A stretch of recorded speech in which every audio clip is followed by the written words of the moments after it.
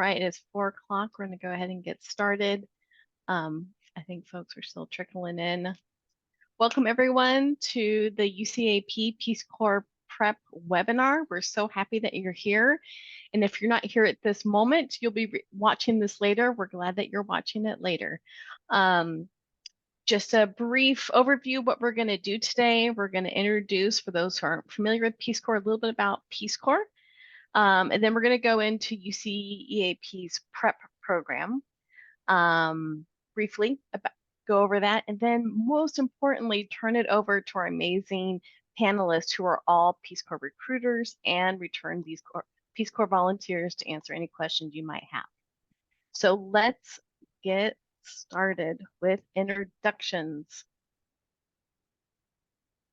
Hey everyone, my name is Sarah Abraham and I am the coordinator for UCEAP's Peace Corps Prep program, which is a mouthful. So any questions you have about prep, those are going to go to me. And I'm going to pass it on to Carrie. Carrie, do you want to introduce yourself? Hi, Sarah. Thank you for inviting me. And hello, everyone. My name is Carrie Carmichael.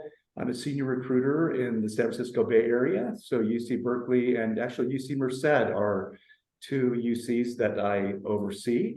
And very happy to be here. I was a volunteer in Ecuador. I served in the 90s, quite a bit of time ago, but I graduated from UC Santa Barbara, went on to grad school after Peace Corps and have served different roles in Peace Corps, both in Washington, D.C. and back in Ecuador as a program manager, and now wearing the hat of a recruiter. So I have worn lots of different hats in Peace Corps. Happy to be here.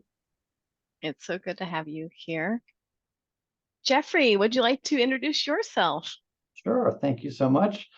Jeffrey Janis, my pronouns are he, him. I am the UCLA Peace Corps campus recruiter. I served in Ukraine. My very short background bio is that I graduated college and I have an MBA with a focus in nonprofit management. I did fundraising most of my life for nonprofits doing primarily major gifts. Didn't join the Peace Corps until I was 44. Went to Ukraine, came back, went back into fundraising for about 10 years. And now I work at UCLA, and my job is working just with UCLA students, faculty, staff, and alum to talk about the Peace Corps. And I also am on the board of the National Peace Corps Association, which is a nonprofit arm, which is kind of like sibling of Peace Corps, but we are separate organizations. Peace Corps is a government agency, and the National Peace Corps Association is a nonprofit 501c3. Thank you so much for joining us today, Jeffrey. And Sakina, I know you don't have your video yet, but could you introduce yourself to the webinar folks? And we'll get your video on later once you get settled in. Yes, of course. Hello, everyone. My name is Sakina Ali Privit. Menezvate Sakina Ali. I go by pronouns she, her, and I had said in Ukrainian, hello. My name is Sakina, and I'm a recruiter covering Los Angeles area all the way up to San Luis Obispo. So I cover most of the UCs in that territory, so which is really two. UC Santa Barbara, and with Jeffrey, I kind of cover UCLA, but I let him kind of do his thing over there. And then I has a volunteer in Ukraine in the education sphere. I did it right a couple years after I graduated from UC San Diego. And then I've done so many things afterwards and find myself back working with Peace Corps, because once you're a returned Peace Corps volunteer, you always have a commitment to just promoting it and talking about your stories and the amazing experience you had. So I'm excited to tell you more in the coming few minutes. Thank you so much, Sakina. It's always great to have you on these webinars to answer our student questions. So let's get started first with what is Peace Corps, just in case we don't want to assume everyone knows what that is. And Carrie, could you explain what Peace Corps is? Sure. I love this, top 5 things to know. I love that. Yeah, so Peace Corps is a US federal government agency founded in 1961 by John F. Kennedy. We are a highly professional and selective program. You either have to hold a college degree with a little bit of relevant experience, 3 to 6 months, or in lieu of a college degree, you need 5 years of professional experience. So all volunteers work with a local community to achieve their goals, and that's really important. Just to know that we are invited by the host country to have a presence in the host country, and then drilling down further, the community actually requests a volunteer to work in tandem with that community in meeting their needs. So let's see. And you can choose a country where you would like to go. You can apply to a specific country and a specific sector, which we're going to talk about, those 6 sectors that we work in. The other way you can apply is to apply more broadly, casting a really broad net and applying to serve where your skills are most needed. So there's 2 ways that you can apply. Peace Corps is a 27-month commitment. Those first 3 months is what we call pre-service training. It's a very extensive training. And some people kind of freak out about the 2 years. Really, the first year of your Peace Corps experience is all about integrating into the community, understanding the culture, mastering the language, all that stuff, which is, I think, the best part of Peace Corps, but also I think that really the most difficult. So it's all about that community integration, that first month, that first year. Of course, you're doing work, but that's really why it's 2 years. You have to be accepted into the community. And so that's why it's a 2-year program. And a nice little benefit, we're going to talk more about benefits in general, but a nice little benefit of service after you're back, you get something called non-competitive eligibility. We call that NCE, we call it. It's kind of akin to veteran status. It's kind of a backdoor way into the federal government workforce. So if you're interested in any federal government agency, a lot of the positions are only posted to folks who have that NCE. So it's an incredible opportunity after you're finished with your Peace Corps service. Thank you. So now you know. And now you know how competitive and selective it is. You can see why Peace Corps came to UCEAP wanting to develop a prep program to strengthen that pipeline of UC graduates into Peace Corps to make them the best candidates possible for Peace Corps service. So that's where the prep program comes in. So this is a self-paced program. You just have to finish before you graduate at UC. And what it does is develop the skills and the experiences that you will need to become a highly selective applicant. There's no obligation to continue and serve in Peace Corps or apply to serve in Peace Corps. Maybe you're not 100% sure, but if you are interested in a career in international development, in public service, or the NGO sector, this could be a really positive professional development piece for you to have by the time that you finish your career at UC.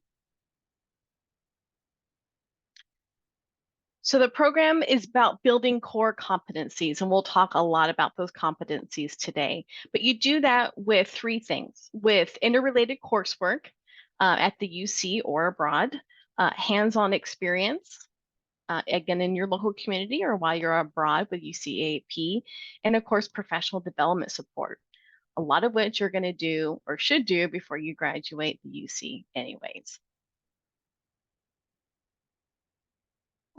We'll go into benefits of Peace Corps later, but the benefits of the Peace Corps prep program are also many. There's an increased chance of getting into Peace Corps. Again, like I mentioned, a resume builder and really an opportunity for professional development while you're still a student. We have an additional mentor program that connects you with returned Peace Corps volunteers and UCEAP alumni, just currently on pause until we find more volunteers. And you get a lovely certificate from Peace Corps, and you get red, white, and blue honor cords from UCEAP for graduation. Okay, so building these 4 competencies, this is what the program is built around, because this is what Peace Corps is looking for when they're looking at applicants. So first, Training and experience in a work sector, we'll dive into that. Second, foreign language skills. Third, intercultural competence. And finally, professional and leadership development. Now, how you go about fulfilling these is going to be unique to you and your situation. We've been running this program, I think this is year 6 now. There has never been 2 students who've done the same program, not even close. The courses and experiences that you choose are going to be unique to you.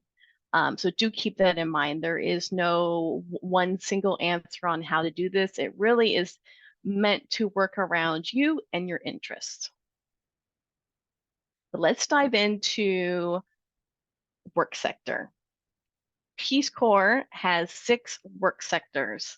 And I thought it'd be best to actually had the recruiters who actually worked in these work sectors talk a little bit about what kind of work is involved in each. So who's up for education? Is that Jeffrey or Sakina? That's Sakina. Sakina, you were an education volunteer. It looks like she's still muted.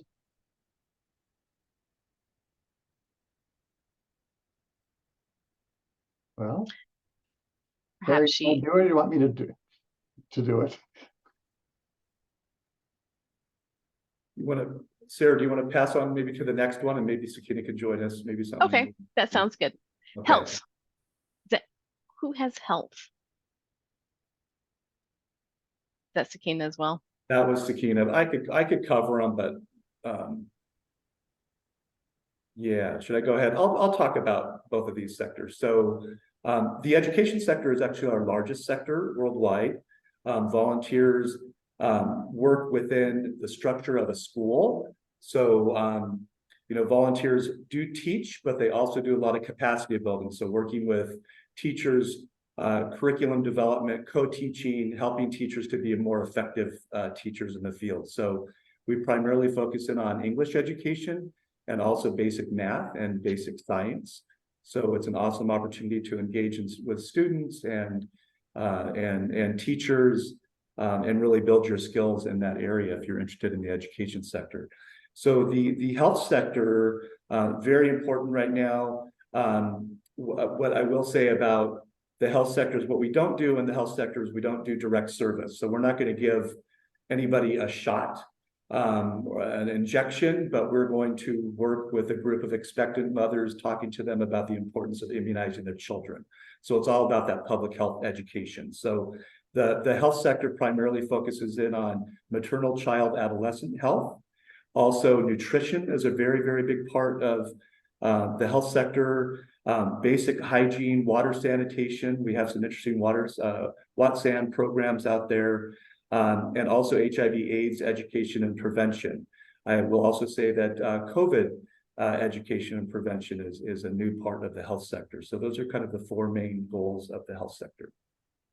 Thank you, Carrie. And for teaching, is that still the case for teaching credential in California? You can use your hours you taught in Peace Corps towards that? Yes, exactly. Yeah. So yes, if you have worked in the education sector, if you've done direct teaching, you qualify for a provisional teaching credential from the state of California. So that's a really great perk. Thank you, Sarah, for reminding me about that. And I just add in, that is the state of California, but that's not everywhere in the United States. So in case this recording is seen by people outside of California at some point, just be aware that that's a California. Check with your state because they can differ from state to state. That's Very right. true. Always at the details. It's always important. All right, environment. Yeah, I get to cover these too. So I was an environment volunteer. I was actually an agroforestry volunteer in Ecuador. So I partnered with an environmental NGO, worked a lot with small farming families high up in the southern Andes of Ecuador, really working to integrate agroforestry systems into their small plots of land to basically, I won't get too technical, but fixing the nitrogen in the soil, increasing soil fertility to increase the crop yield for their families, for their nutrition, and also for selling and market. Also, there was a big issue with soil erosion, still is in the Andes, and so those agroforestry systems really help to shore up soil erosion. I also did a lot of environmental education as well. And so the overarching goals of the environment sector is that environmental education, also forestry, agroforestry. You might be working in different environmental sustainability programs. We have a really interesting coastal resources management program in the Philippines.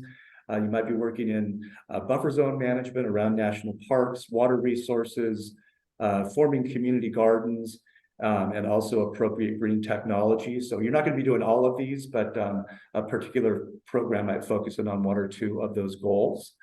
So the agriculture sector, there's a lot of crossover with the environment and agriculture sector, as in agroforestry. So the agriculture program, their main focus is strengthening food security. So they're working in household food and nutrition security. Also lots of sustainable agriculture, maybe integrating a new crop, maybe a crop that is a higher nutrient content crop, working with small farming families, also forming school and community gardens, and then also agroforestry, soil conservation activities. So the agriculture sector is a really important sector, as is the environment sector. And I did want to say that we have integrated climate change activities into all 6 of our sectors. So I just wanted to point that out just recently. So that's very excited about that. Yeah, that's wonderful. And then these last 2, is that you, Jeffrey? That's me. So youth, I always say these are fairly self-explanatory. Also, all of them are fairly self-explanatory. Youth and development is primarily working with youth. And I often say a lot of these sectors kind of also overlap. So you can be doing environment, but you're actually teaching environment. And you can be working with youth, and it could be teaching, or it could just be doing girl empowerment, for example, or it could be building communities. So all of these kind of overlap, but these are going to be basically in the area of working with youth. And then community economic development was the sector when I was called, it was called something different when I served, but these are basically working within the community. My job, I was working with a couple of nonprofits, helping them with grant writing, fundraising, strategic planning, helping them to learn to be more efficient and effective. This can be working also with community organizations. Sometimes it can be working with a local NGO, or it could be working with anything within the community to build. I think a lot of what Peace Corps talks about is also having projects that are sustainable, so that we don't come in there and we do the job and we leave after 27 months and all of a sudden they're like, well, now what? So it's building that sustainability also within the community. Right, really good point. Well, thank you for that. So as you can see, within these 6 work sectors, a lot of majors fall within that, or are related to that. Not necessarily have to be, but as you can see, you might have already seen ways that your interest, or perhaps a major or minor, could fit into one of those 6 work sectors. So for the work sectors, and this is the hardest part, you gotta pick one. And because of what Jeffrey said, that sometimes they bleed into each other, students will be conflicted between 2. You're gonna pick one, and you're gonna take 3 upper division courses related to that sector. Again, this could be at your campus, courses you already were going to take for a major or a minor, or for any type of other graduation requirement. They could be courses that you take abroad when you're on a UCEAP program. Let's say there's no agriculture classes at your UC campus, but you can go and study agriculture on many of our programs abroad. So you have that flexibility there. In addition to the 3 upper division courses, you're going to collect 50 hours of related volunteer or work experience in that same sector. This could be work that you get paid for, that you get credit for, or that you simply volunteered for. But this is something that you're going to find and complete again by the time that you graduate. And then a reflection essay on that experience. And that is to help you with the Peace Corps application, kind of explaining how you are prepared to serve in that work sector. So that's the first core competency. The second is foreign language skills. So this really varies based on the language that you pick. Ideally, you'd want, if you are serious about Peace Corps and you know the country that you want to serve in, you would want to select the language of that country. That's an ideal situation. But you're not required to pick that country, or that language. You can pick any language, but the requirement is going to vary. So if you pick Spanish, which most students do, please know that you need 2 years of university level Spanish. So that's 1 year of intermediate, 1 year beginning. If you're a heritage student or have language skills that you think are intermediate or higher, a proficiency test or a letter from a Spanish professor would also fulfill that requirement. So that's the highest level. Next is Portuguese and French. For that, instead of just 1 year of intermediate, you need 1 course of intermediate.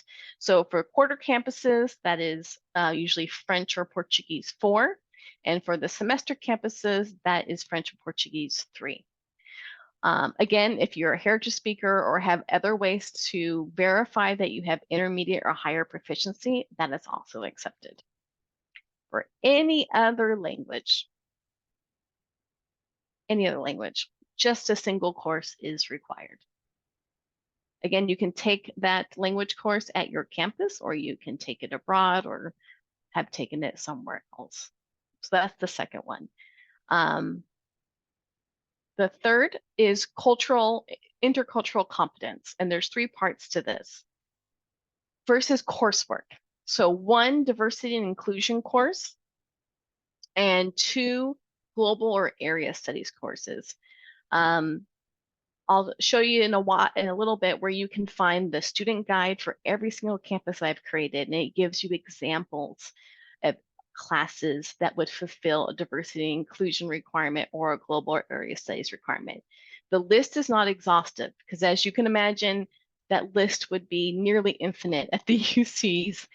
So it's just to give you a few examples. I've also included examples of work sector experience for the 50-hour requirement, both on your home campus and abroad. So lots of examples for you to look at to kind of get a sense of what we're looking for here. Second is 1 term abroad with UCEAP. Doesn't matter where, doesn't matter what term, as long as it's a UCEAP program. It's not limited in any way.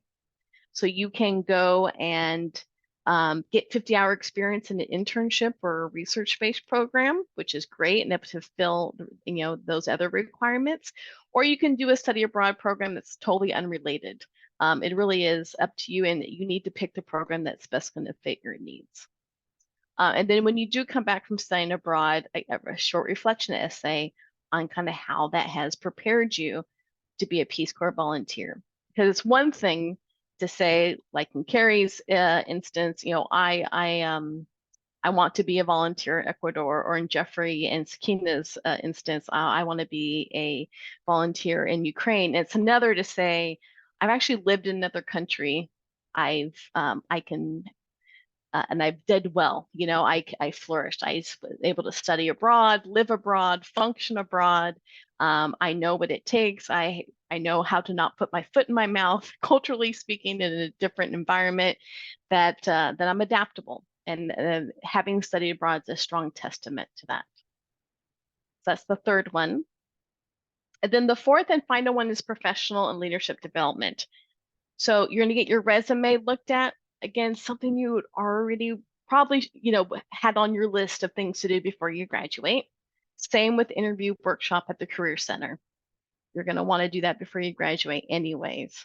And in this case, is to prepare you for the Peace Corps interview. Third part is a leadership experience.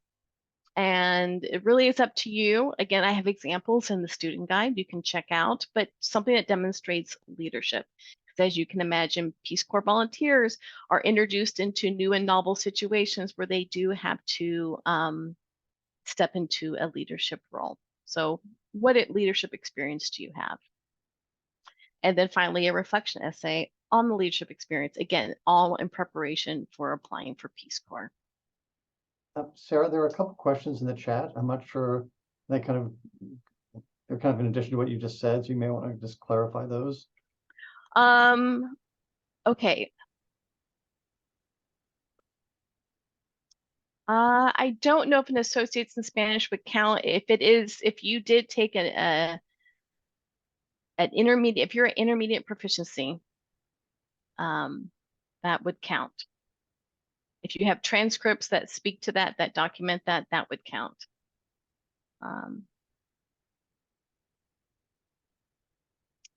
Are there options for those who don't fulfill the language requirements? You have to fulfill the language requirement for the prep program. There is no requirement necessarily for Peace Corps, but for the prep program there is. But it's up to you what language that you select. So the type of requirement is going to vary. Not sure if I'm answering that right. So if you want to rephrase it, go ahead, Madison, to make sure I'm understanding you correctly.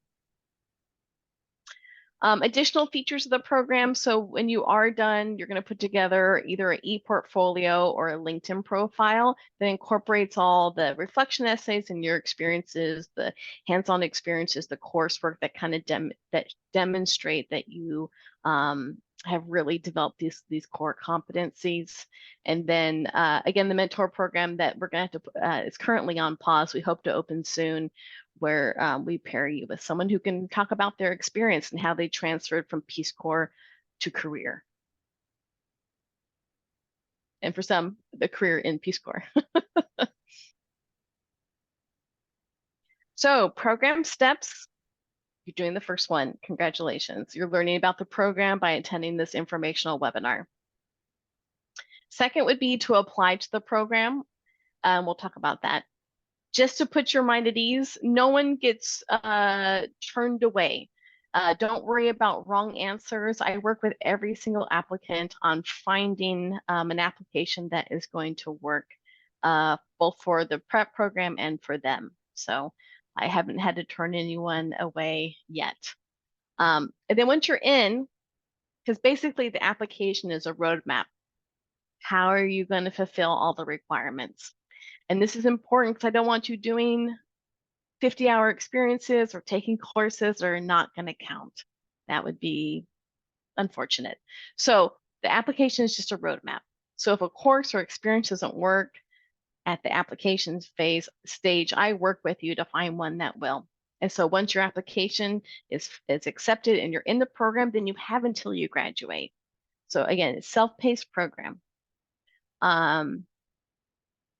And then once you are ready to graduate, you'll put all your paperwork together, including your e-portfolio or your LinkedIn profile, submit it, I review it, then I ask Peace Corps to issue you a certificate and you are finished with the program.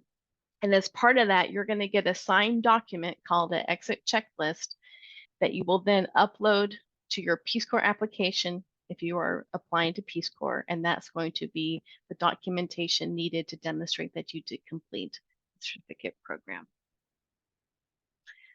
So in this long journey, some students, they apply in their first year at UC. So they're in the program for 4 years. Some apply their last year and they're not in the program very long. So it can vary. But within that period, one pro tip I want to share, and Jeffrey, please tell the students more, is while you're going through this, my big tip to you is to meet with your recruiter. Jeffrey, why is that so key?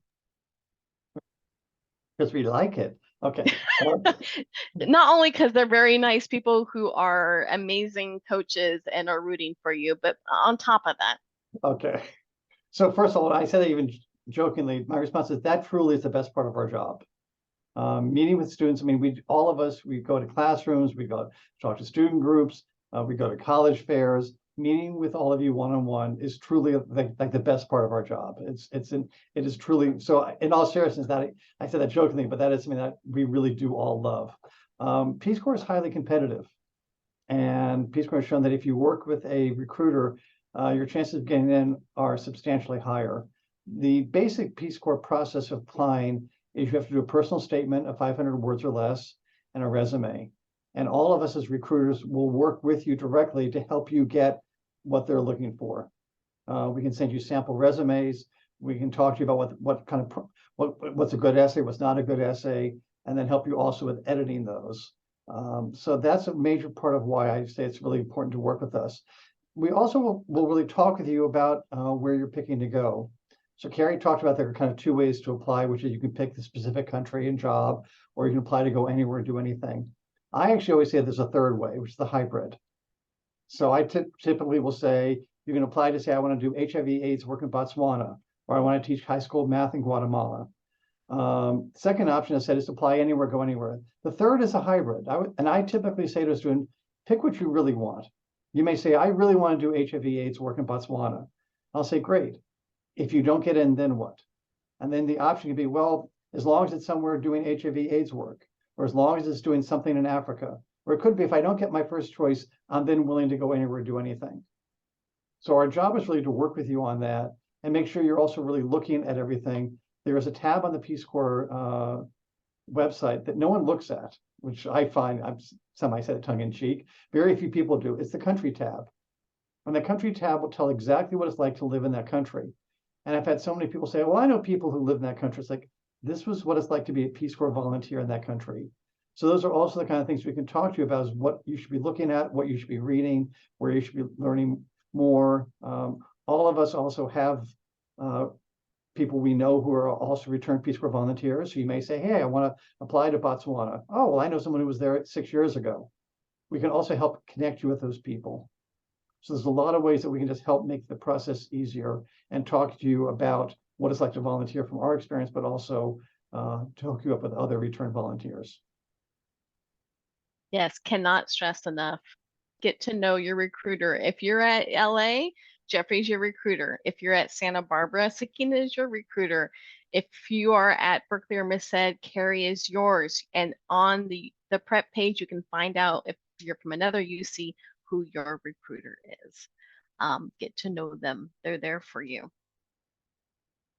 So all prep questions, me. All Peace Corps questions, your recruiter. And someone else brought up, like, who's my advisor on campus for the prep program? I'm the sole advisor. I'm it for the whole UC system. And I'm happy to meet with any and all of you. I have office hours, virtual office hours you can sign up for, or you can send me an email. My email's on our webpage. Just set up an appointment if my office hours don't work for you.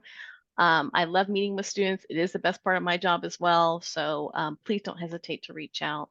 We're here to support you. A couple of frequently asked questions. I thought I'd get ahead of it a little bit. So who's eligible? So you have to be in good academic standing. I believe that's a 2.0 or 2.5. Actually 2.0. So as long as you have that, you're good to go. And you have to, at some point, participate in Peace Corps, in a UCEAP. Again, any program. Is there any, do you have to get everything done while you're abroad? Absolutely not. Like I said, you can get nothing done while you're abroad for the prep program, or a lot done. Completely up to you. I'm just saying, if you do go abroad, there are opportunities to do some really cool hands-on coursework and language training. So you might want to think about merging those two interests. Can previous coursework or experiences fulfill requirements? Yes, if they're college, right? We're looking for college experiences, unless you're a non-traditional student, but experiences you have done as an adult probably is the better way to phrase that. So if you already took a course, or you already have experience, a 50-hour experience in a work sector, you don't need to redo it because it happened in the past. You can use that. So be sure to put it in your application. Is there an obligation to serve in Peace Corps or to continue on? No, no obligation. Can only citizens, U.S. citizens, apply to prep? We don't have any kind of citizenship requirement whatsoever, but I do want to remind folks that only U.S. citizens can participate in the actual Peace Corps. Another point of confusion is students were like, well, which of UCEAP's program is the prep program? None of our study abroad programs are designated as the Peace Corps prep program. They all are, they all can be. So it's not a particular study abroad program. It's a certificate program in which you choose one of our 170 programs to go on. This one I kind of already answered in the chat, but I really want to stress, oh my gosh, I'm a senior and I'm just finding about this now. Can I still do it? It depends. If you are in your last year, it might be possible to finish within a year. I've had students finish in less than that because they had done everything just by coincidence beforehand. So if you are in that situation, I would just recommend emailing me as soon as possible and let's talk about it. Let's see what's possible in the time that you have left. So, and if you are graduating and haven't done UCAP, that's going to be a little bit harder because you just don't have that much time left. But yeah, get in contact with me and I can answer that question for you on an individual basis. Application cycle. So I said applications is a roadmap. That's basically what it is. I'm just giving you the green light on your roadmap.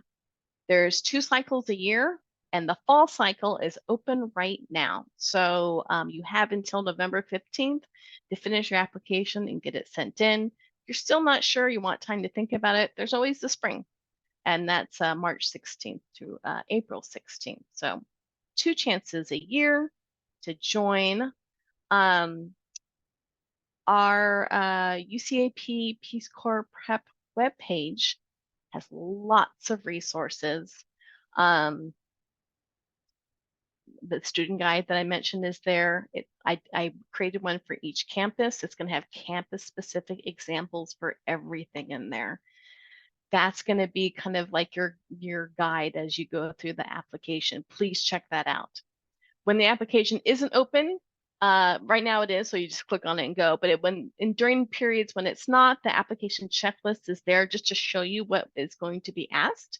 In case you want to get to know what the questions will be. Again, it's just a roadmap of how you're going to fulfill each of the requirements. My email is on there, and I'll show you that in a second. And also the link to find your recruiter is also on there, as is information about the benefits of Peace Corps service. I'll take you to that in just a second, but the QR code will take you there. I wanted to show, there's Sakina. I wanted to show, let's see, very briefly.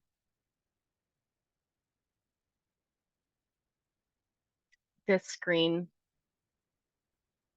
So this is the homepage for you, Peace Corps Prep at UCEAP. This is my extremely long email, which I in the running for the longest email at UC, but there it is. But what I want to kind of point you to is these kind of folders here. So for the folks interested in the program, you're focusing mainly on this first tab. This is all the checklist. If you want to see what the questions are going to be like, the application itself, and then all the student guides. So information on how to apply. Once you're in the program, then you're in this tab. And again, this is it's a little premature, but just to let you know. And then finally, the last tab about Peace Corps. There's the website there, the recruiter locator, and a description of benefits. So that is where you can find that information. Now, I would love to turn it over to any other questions that we might have. Sarah, I just want to add that the last 3 pages you saw on your website, it looks overwhelming. It's actually not at all. Oh, it really isn't. It just looks like a lot.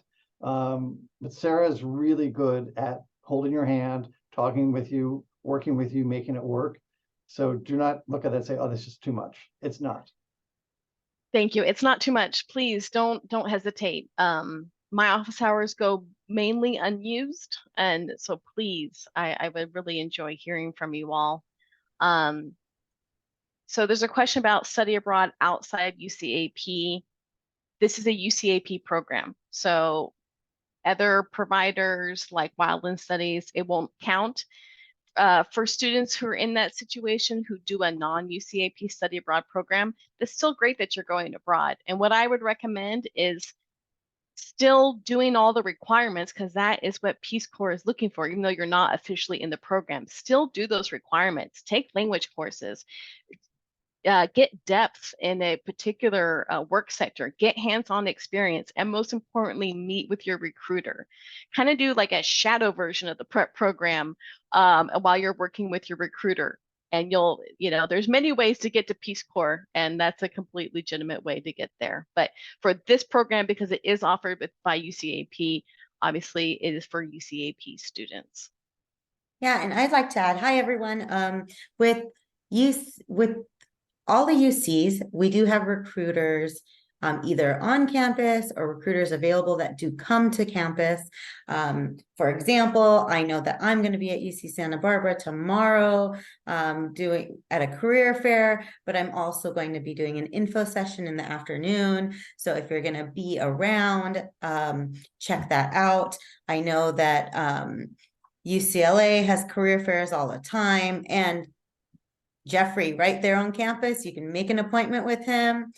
Carrie covers so much as well, and now he's added UCI too. So if you're from UCI area, he has UC Merced, UC Berkeley, UCI. Did I cover them all? I think so. So we have a few. And if you are from UC San Diego, I will be there next Monday doing an in-person event. So if you want to come out and get your questions answered or just say hi in person, 2 o'clock. It's all on Handshake, I'm told. Go check that out and be happy to meet you in person for those Tritons out there. And Sarah, will you be with the recruiter? Will you be with Christian? I will be with Christian. Right. So come meet your recruiter, UC San Diego folks.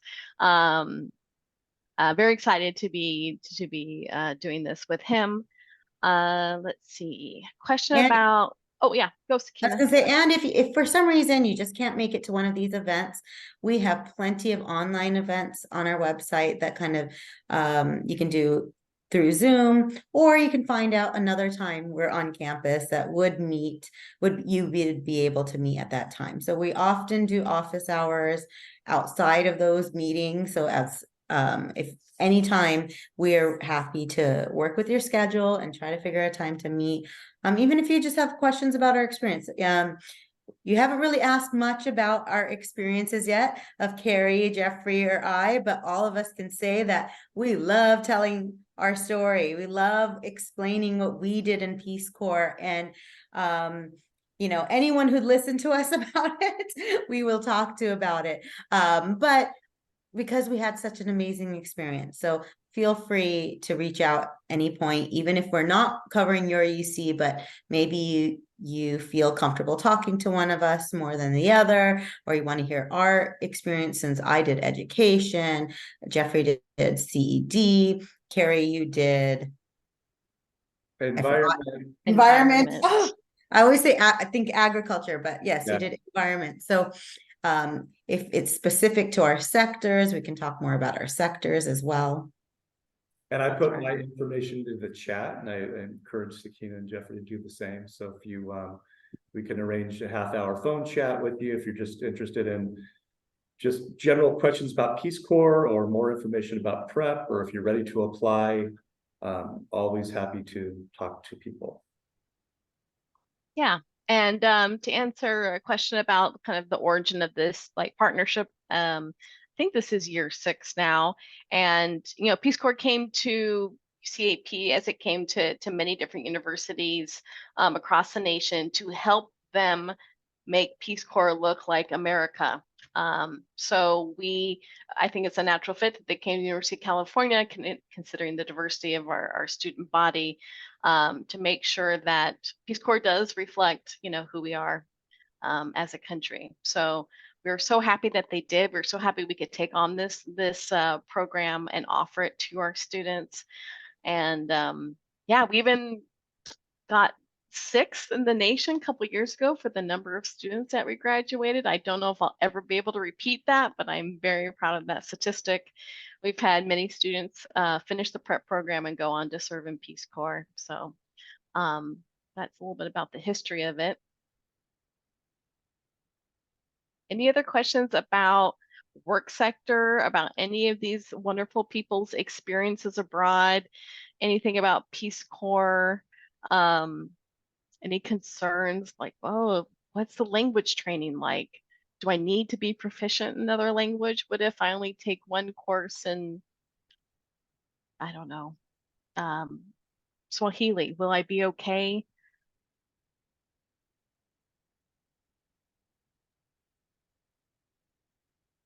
Good question, Sarah.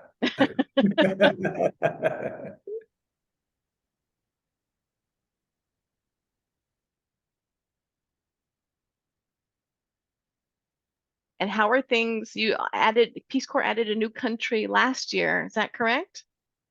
Vietnam now? Yes, we added Vietnam, and we already have people going out to, are already serving in Vietnam, and a few more going out, I think this weekend even.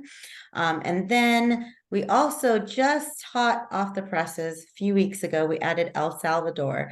So that will be some openings in that in upcoming soon. Oh, wonderful. Yes. What? Yeah, what is the yeah. question about language? We Yeah, did get someone to bite. Yeah, we did, huh? I can answer that. So good news is that there is really no language requirement for Peace Corps service. You are trained in the language during pre-service training. It's very, very intensive language training, about 4 hours a day, usually one teacher to about 2 to 3 student ratio. And then you go home at night, you live with a family. At the end of the day, your head explodes with so much new language in your head. And you know, you can go from really zero to being a pretty good proficient intermediate speaker by the time the 3 months is over. So Peace Corps does a lot of things really well. I think what we do really, really super duper well is language training. So with that said, Latin America, Spanish-speaking countries do have a language requirement. So you either have to have 4 years in high school, if you haven't been out of high school any longer than 8 years, or 2 semesters of college level Spanish, or being able to pass an oral proficiency test. So there is a language requirement for Latin America.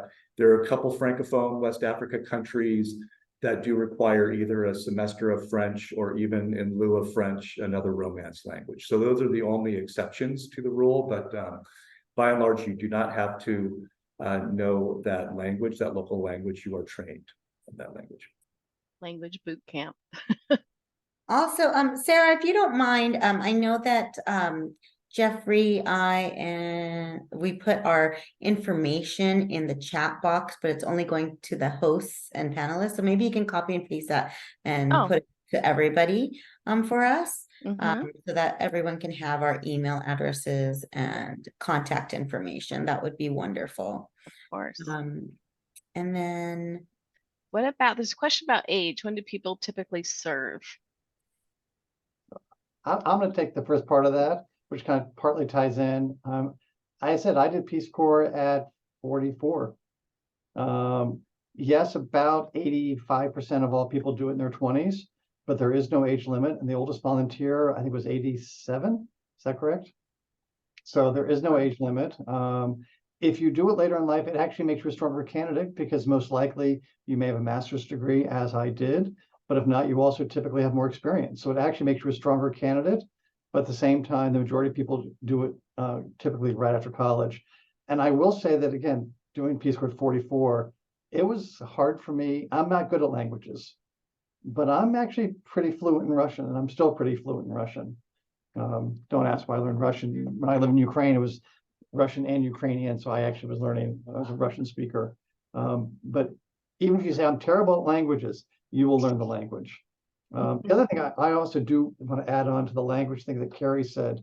I have a student I worked with a couple of years ago, and she really wanted to go to a Spanish-speaking country. And she went to Peru, and she's actually currently serving in Peru. She's not speaking Spanish. She's speaking Quechua. So just be prepared that even if you go to a Spanish-speaking country, you may not be speaking Spanish. Or if people want to go to Morocco so they can speak Arabic, well, you're going to very possibly be speaking Wolof. So just be very aware that a lot of times local dialects tend to also change the language that you think that you may be learning. Again, on the Peace Corps website, when it talks about the countries, it will say, this is the official language, but these are the other languages that you may be learning. So make sure you really read that stuff carefully so you don't have unrealistic expectations. Very good point. And in terms of applying to Peace Corps, how far in advance and how long is that application process? Sure, I can answer that one. So we post our positions about a year in advance. So you can look at all the positions a year in advance. Look at them, but you want to apply within 6 to 9 months in advance. We do have application deadlines, and they're quarterly application deadlines to kind of help us fulfill all of our positions and our needs. So for example, UC's usually graduation is around June. Is that correct? June? The quarter ends somewhere in mid-June. So that means that you might want to go in July or August or September, right after you graduate, so you don't have too much of a break. And if you are going to do that, then that date for application is January 1st. That deadline is January 1st beforehand. So again, if you want to go in July, the positions are posted in July, but you want to apply by January 1st for all the positions leaving July, August, or September. Now, I know a lot of people say, I need a break from school. I need a little bit of break after graduating, and I want to, spend time with family and friends and pack up and get ready and get my mind, on going abroad. That's great. You can apply by the April 1st deadline right after that, and that's for departures in the fall. So the same way, every quarter we have a departure. So January 1st, we have a deadline, then we have a deadline April 1st, then we have a deadline July 1st, and then we have a deadline October 1st. So those are hard deadlines. You can apply as soon as it's posted and you see what you want. Apply. The sooner you apply, the sooner you know. And usually you know about 2 months after that deadline. So January 1st, by March 1st, which is nice. So you can plan what you're going to be doing, as soon as you know where you're going. And I just want to add on, make sure that you really look carefully at the posting. It may say, apply by January 1, no by March 10th, depart July 18th.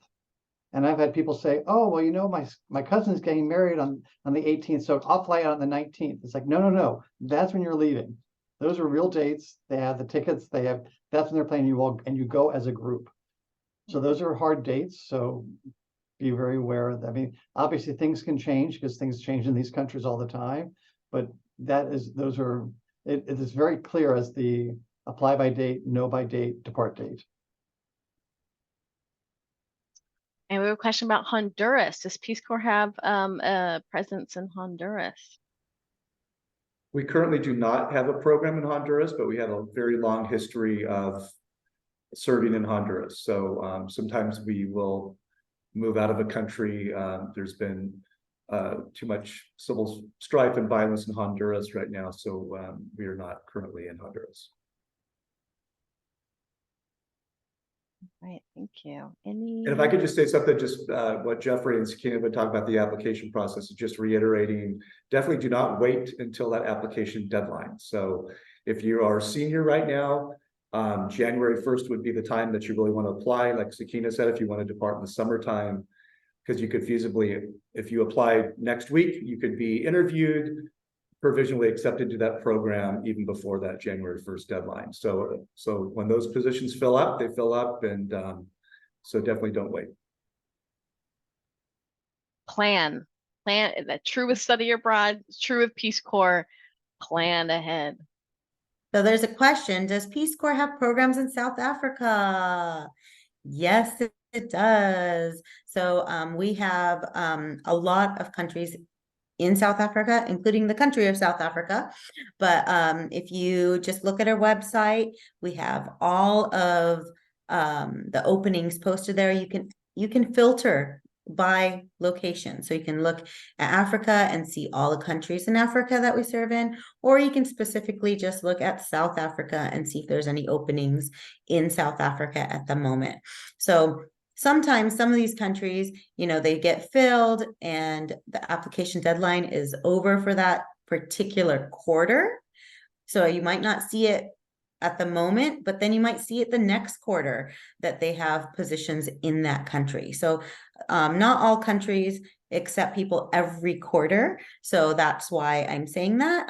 There's certain times of the year that certain volunteers go each year, and it might be only once or twice. So keep an eye out and then connect with us, and we can always talk to you a little bit more about when the typical time is for those particular places if you have a desire or preference.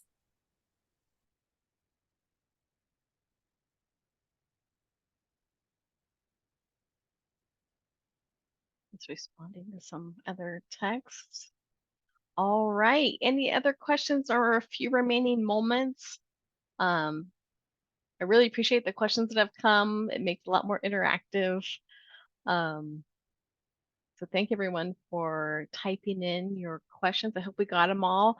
Please go ahead and paste it again if I missed it. Apologies. Again, email me with any questions you have about the prep program, or reach out to your recruiter about any questions about Peace Corps itself. But yeah, hope to see your applications in there. Please get them in by November 15th if you're going to apply during the fall. And I can't wait to welcome you into the program. All right. Thank you everyone for coming, and hope to see you on campuses or get emails from you soon. And thank you, Sarah. Really appreciate it. Thank you to the three of you for joining me today. It was great. Thank you. Take care.